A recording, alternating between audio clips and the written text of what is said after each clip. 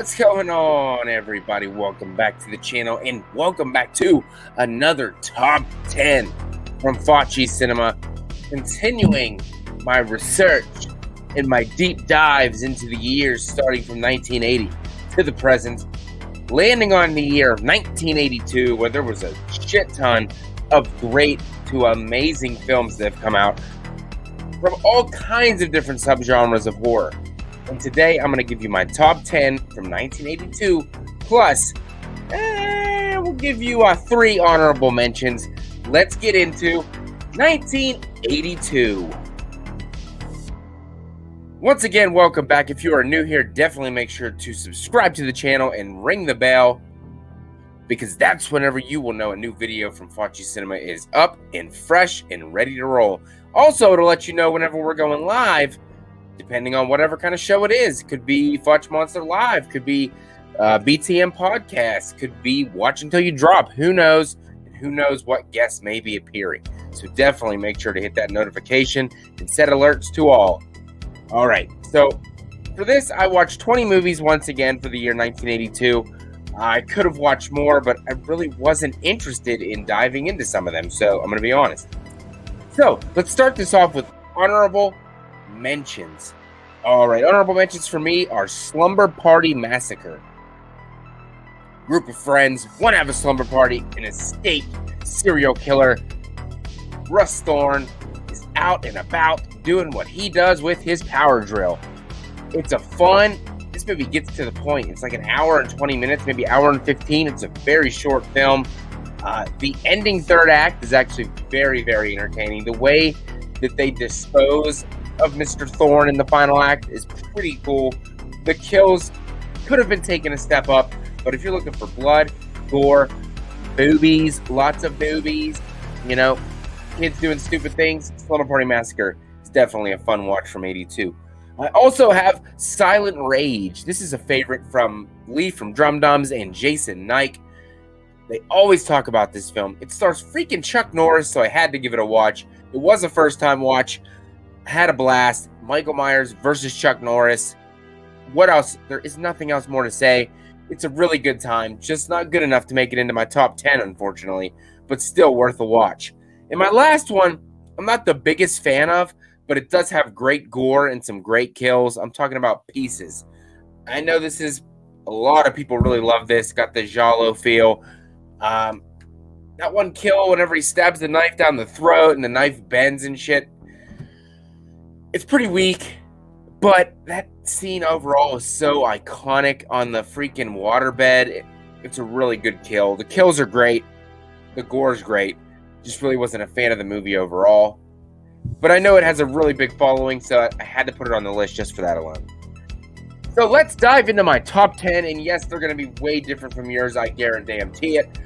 But that doesn't mean that I'm wrong, because these are all personal opinions. If you don't agree, that's cool. Leave me some of your favorites down below, and we can have a friendly discussion and dive into that deeper. But let's get into it. Coming in at number 10, I have Swamp Thing, with a 60% on Rotten Tomatoes, actually. This was directed by Wes Craven, shockingly, and stars Adrienne Barbeau, huge icon of the 80s and horror films. Beautiful lady, and if you're into seeing her fully nude, this is the movie for you, because she is naked. Get to see Cookie Woman. Yeah. No, but it's a really pretty damn good flick. I grew up on this movie back whenever I was a young kid, and I was a huge fan of Swamp Thing. I had like the cartoon and everything. So going back upon rewatch, yes, it's cheesy. Yes, the Swamp Thing costume is clearly a rubber suit. You can see that. Everything that is done is definitely overacted or, you know, overemphasized. Like when he flips boats over and shit, it's so dramatically done. But they knew what they had. And Wes Craven is a genius. This is obviously in his early days. I enjoyed the hell out of this film. I mean, I guess you could count it as a horror movie and not. I'm going to count it as a horror movie. It's listed whenever I search for horror movies of the 80s. This one came up. It's just an overall fun time. You know, Swamp Thing fighting, I think his name was Arcane. I haven't watched, this is one of the first ones I watched last month. So memory might be a little bit fuzzy, but it's a good battle. It's a good fight. When he turns into like a wolf thing and they're having like a sword fight and shit, corny as hell, but fun as hell. Swamp Thing, number 10. Number 9, I have a Lucio Fulci film, another Italian movie, The New York Ripper. This has a 25% on Rotten Tomatoes, so it was not well loved. However, if you're looking for up close and personal gore, this one is for you. I mean, it's a razor blade through the eyeball, through the nipple. It had me uneasy. A lot of the kills in this are well done. Practical effects, they're amazing. The story, it's not terrible, but you're watching this movie right here for the gore and the kills, and I guarantee it, you're gonna love it. I'm not a huge Italian guy, but Fulci is definitely probably my favorite director. I've watched a ton of his movies for these so far. I've pretty much loved every single one, and New York Ripper is not an exception. Number 9. Number 8, I have a cheap, low-budget film, Basket Case. First time watch, has a 76% on Rotten Tomatoes. Obviously, when you watch this film, it's very low budget. It tells the story of a set of twins that were conjoined. They had to be separated, and one of them happens to be kept in a basket, and he is a lunatic, and he's deformed and creepy, and he does the killing. And, you know, the kills are bloody. They're gory for what they had. Very good practical effects for the low budget. The story is great. You feel bad for them because they didn't want to be separated, and the doctors felt that was the right way to go. So they come back to take revenge on the doctors that separated them. Very good movie. I highly recommend it. The hotel owner is hilarious. He's always yelling, and then once he gets up to the place to find out, he investigates, and he's like, oh, okay, everybody go back to it. I love his personality. He fits this movie perfectly. It was acted decently for the low budget that we got, but Basket Case is definitely a much watch from 1982, and it came in at number 8. Number 7, I have Hospital Massacre, aka X-Ray. First time watch, never seen it before. Very irritated that I have never seen it before, because any hospital takes place in a slasher, yeah. Any slasher that takes place in a hospital is usually a pretty damn good movie. And it didn't have a critics Rotten Tomato score, so the audience only gave it an 18%. And they are hugely mistaken. Wow, they are terribly wrong, because it's way, way, way better than that. It's a Valentine's horror movie, which there's not too many of those, obviously. You know, the killer asked this girl to be his Valentine 19 years earlier. She rejected him, and he comes back for revenge. He dresses up kind of as a doctor. He got the scrubs on. He got the mask. And he just goes around killing people in the hospital, and it is a gory, fun ride. They don't believe the girl that this is happening, so they put her like in the and kind of think she's insane, and they strap her down, and oh my gosh, I can't believe I've never seen this. So much awesome kill scenes in this movie, and then the final act, bonkers, you know? You never see what happens in the final act, how the killer goes out like you do in this one, so you gotta check it out. X-Ray, aka Hospital Massacre. I believe I watched this on Tubi, maybe? One of those things. I know it was definitely free, so definitely go check it out. Highly recommend it. Number 6, I have another Lee from Drum Dum's classic. I have Tenebrae, a Dario Argento film, another Italian film making the list. 79% on Rotten Tomatoes, and this one stars John Saxon, the great John Saxon. R.I.P. passed away not too long ago. Great actor. He was great in this movie as well. This one follows the story of a killer who is recreating a book and following the murders that take place. First kill, guts the shit out of this lady, and then sticks pages of the book inside of her mouth. It's amazing. I love the story. This one was actually one of the Giallos, one of these Italian movies that was very easy to follow compared to some other ones. The music was great. The kills were great. I really liked the story overall. Highly recommend Tenebrae. Probably one of if not my favorite Italian horror film that I've ever watched. So, Lee, you are not wrong in always promoting this movie and saying it's one of your favorites, because it definitely deserves to be. Tenebrae, number 6. Coming in at number 5, this may hurt some feelings. I have Creepshow. This was another first-time watch for me. It got a 65% on Rotten Tomatoes. Directed by George A. Romero. I mean, come on. It has Leslie Nielsen, Tom Atkins, Adrian Barbeau again. Got 5 tales of horror within this little anthology series. It was fun as hell for a first time watch. I think if I watched it more than one time, it probably could rise up in my ranking for 1982. But just upon one watch, definitely good enough to make top 5. My favorite one, honestly, was probably seeing Leslie Nielsen play a bad guy. Really, really enjoyed that one. When he buried the people down by the beach up to their heads, and then let the freaking tide come up and drown them. I really, really enjoyed it. And then the final portion of that little story, when they come back for revenge, was fantastic. You had the one about the big gorilla in the cage. You had the one about throwing grass on the face and the body of that one farmer. It was a really, really good ride. And then the final act, Tom Atkins' character is getting hell for what he did to his son. Really, really enjoyed Creepshow. Highly recommend that as well if you haven't seen it. Number 5. Number 4. What's on my shirt? Halloween 3, Season of the Witch. A very underappreciated black stepchild of the Halloween franchise, just because it went a different way without Michael Myers. It's fine. They brought Michael back anyway, so just go back and enjoy Halloween 3. It's a very good addition to the franchise. A nice little step away for a minute until we get back into Michael. Obviously directed by Tommy Lee Wallace, music and produced by Deborah Hill and John Carpenter. It has a 47% on Rotten Tomatoes. Stars the amazing Tom Atkins, Stacey Nelkin. Love the story, love Connell Cochran, the villain. His plot throughout this movie is amazing. I really, really enjoy it. It's sick, dude. It's a guy who wants to kill all the children in the world, dude. It's pretty sick. The jingle's great. The masks are great. The kills are great. Special effects. It's a goofy story, yes, indeed.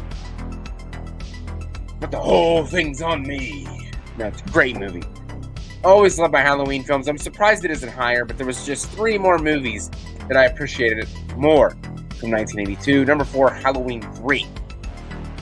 Number 3, I have another first-time watch. Alone in the Dark. 69% on Rotten Tomatoes. Stars the amazing Donald Pleasence. I just really love the story. Escape mental patients. Terrorize a psychiatrist and his family in a isolated house. Really enjoyed it. They went there for revenge, but then they realized once they get there, the main leader of the psychopaths, that he was wrong all along, and what he was doing was wrong, and that he made a mistake, and he understands that. The reason they're doing it is because they think the psychiatrist that came kicked out the old one, and they really, really love the old one. And then they have to... This whole story is them seeking revenge until they finally see on the news that they made a mistake. That psychiatrist is still alive. Really like the isolated setting. Donald Pleasence is great in this. He's like Dr. Loomis, but toned way back. He's like super chill. And he believes that these psychopaths are actually good people and they deserve a chance. A different take, but I really think it was really eerie and creepy. It seemed like a legitimate story that could happen in real life. I think that may be why. And they're just going out there looting, killing, and out for revenge. And I really like the story, and I really like pretty much everything about Alone in the Dark. So if you have not seen it, I know it was a little hard to seek out and find, but I finally found it. I think I watched it on YouTube. Really good movie. Had a great time. Number 3, Alone in the Dark. Coming in at number 2, Friday the 13th Part 3. The introduction of hockey mask wearing Jason, directed by Steve Miner. Unfortunately, this has a 7% on Rotten Tomatoes. I think people are out of their minds. This is probably one of the most iconic movies in the franchise. I think they're drunk. They're high off their ass. They don't know what's going on. They probably want a surprise finger in the butt. But when I looked and found that 7% and I saw that score, I had to react to what I was seeing.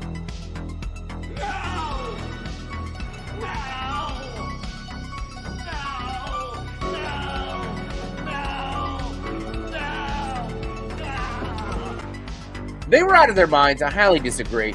We get great kills. You get hockey mask wearing Jakin. Yeah, Jenkins, old man Jenkins from SpongeBob. No, Jason. Part 3, hockey mask. Richard Brooker, iconic Richard Brooker. Traps for days. Kills are great.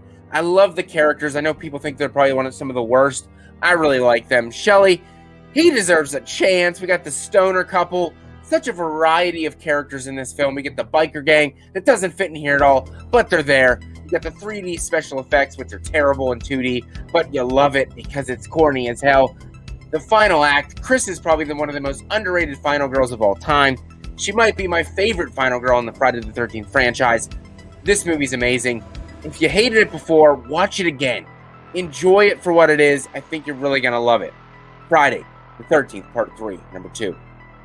Number 1, I don't think it could be anything else. I bet you a lot of other people have this one as their favorite as well.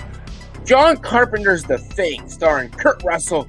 J.K. Carter has an 83% on Rotten Tomatoes, the highest rated movie that I've watched throughout 1982. What's not to say about The Thing? Special effects, all practical, amazing stuff. The isolation, you being alone out there in the wilderness, you don't know who you can trust. Anxiety is at an all-time high. The kills are great. The operating table scene splits the stomach open, closes it, turns into that freaking head on a stick thing. Oh my gosh, the spider walk thing. There's not else much to say about The Thing as almost perfection. The score is amazing. The final act is great. With it, Kurt Russell just sits there with the other dude. I can't think of his name right now. And they're like, what should we do now? And they're like, let's just sit here and wait. And the music kicks in. Boom, boom, boom, boom. They're just going to wait and see what happens. I love it. I love it. It's a perfect movie. I gave it a 5 out of 5. I don't give out too many 5 out of 5. But it seems like John Carpenter is kind of kicking ass in these rankings because he's always putting movies out that I really, really enjoy and love. But it's a badass movie. I don't think anything else could top The Thing, in my opinion. Number 1, 1982, The Thing. Wow, that was fun as hell. Those were my top 10 from 1982. Let me know yours down in the comment section below. If you don't want to give me them all, leave a couple. Leave your top 3. I'm looking forward to hearing them. Every interaction with you guys is the best, and you guys know how I am.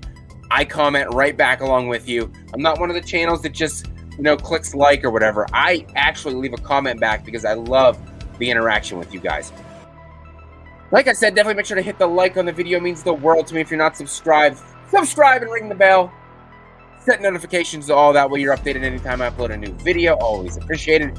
Leave a comment down below. Helps grow the channel. And also, if you are behind this mediocre vision, links below to my Patreon page, my Buy Me a Coffee, and my YouTube membership. All great ways to support me so I can definitely keep pumping out great content for you guys. I'm sorry my last couple videos have not been edited. My editing software has been crashing on me. I tried 2 different ones. I rebooted my computer. Hopefully it works this time around for this video. If not, I'm very sorry, guys. I'm sorry. It's going to be raw, just the way I like it in the sack, baby. I'll see you guys in the next year for 1983. It's been a tough year so far. I ain't going to be honest. I'm not a fan of too many of these movies, but we shall see. I'll see you guys in the next one, and you guys keep being groovy. Have a scary day.